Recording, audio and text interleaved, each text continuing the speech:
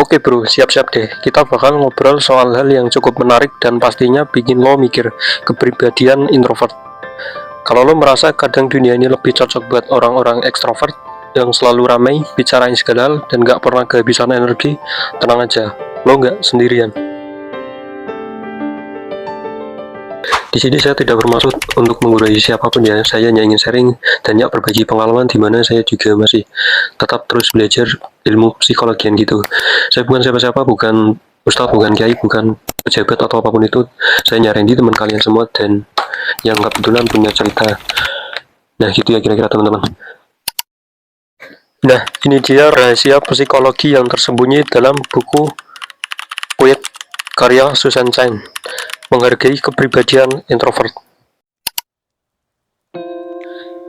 Oke bro, siap-siap deh. Kita bakal ngobrol soal hal yang cukup menarik dan pastinya bikin lo mikir kepribadian introvert.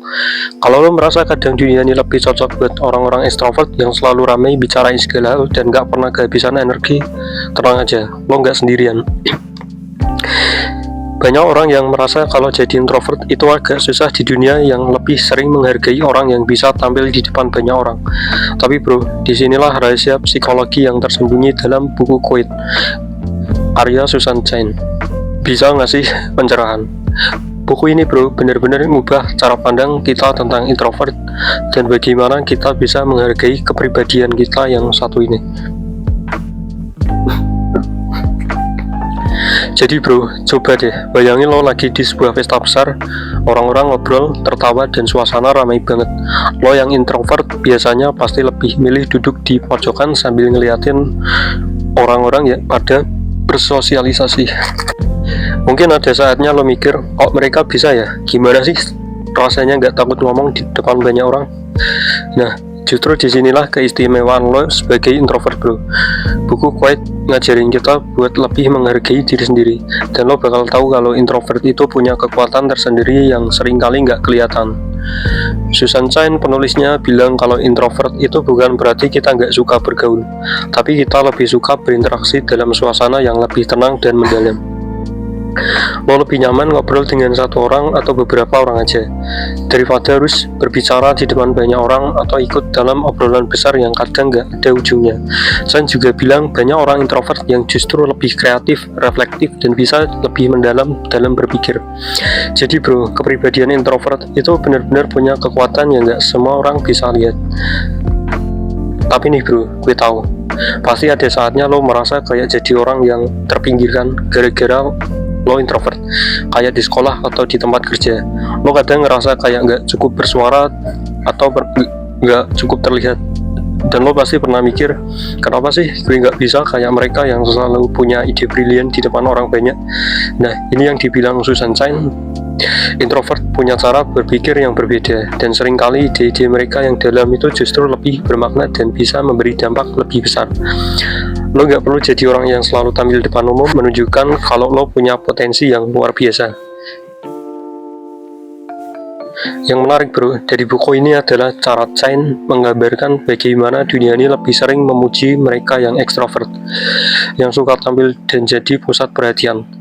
Namun buku ini dengan tegas bilang kalau introvert punya peran penting dalam menciptakan ide-ide brilian, dari penulis, seniman, ilmuwan, bahkan memimpin yang punya keputusan besar. Jadi lo sebagai introvert, lo punya kekuatan dalam diam yang bisa mengubah dunia bro.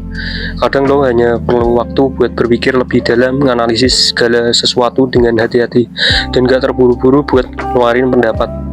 Tapi bro, gue tahu juga ada momen-momen lo ngerasa kayak gak dihargai atau malah minder gara-gara lo introvert. Itu wajar banget kok. Dunia ini kadang nganggap ekstrovert itu lebih keren dan lebih sukses. Tapi lo harus ingat, dalam buku Quiet, Susan Cain ngajarin kita bahwa setiap orang punya cara berbeda buat bersinar. Jadi bro, jangan ngerasa kurang karena sebenarnya lo punya kelebihan yang gak dimiliki orang lain. Lo lebih pendiam, lebih reflektif, dan lebih cenderung untuk nggak asal ngomong. Keputusan besar seringkali datang dari orang yang tahu kapan harus diam dan pikirin segala sesuatunya dulu. Lo tahu kan bro, nggak semua orang bisa jadi pemimpin yang bijaksana. Kadang-kadang yang diam aja itu justru lebih ngerti apa yang terjadi di sekitarnya.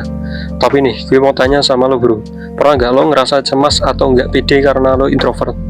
Gue yakin pasti ada saat-saat dimana lo mikir kenapa sih gue nggak bisa lebih gampang bersosialisasi kayak mereka. Tapi itu dia bro, lo gak sendirian. Tapi kita sering lupa kalau kelebihan introvert itu justru dalam mendengarkan, mengamati, dan berpikir. Lo lebih peka terhadap hal-hal yang mungkin sering diabaikan orang lain.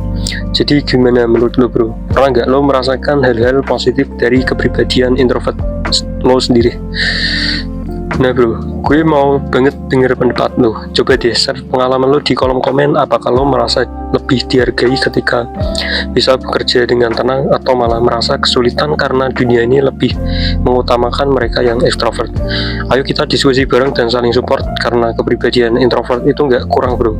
Justru itu adalah kekuatan yang seringkali nggak dihargai. Dan ingat, kepribadian lo bukanlah sesuatu yang harus diubah. Lo cukup menjadi diri sendiri, dan lo bisa lihat betapa berharganya diri lo di dunia ini.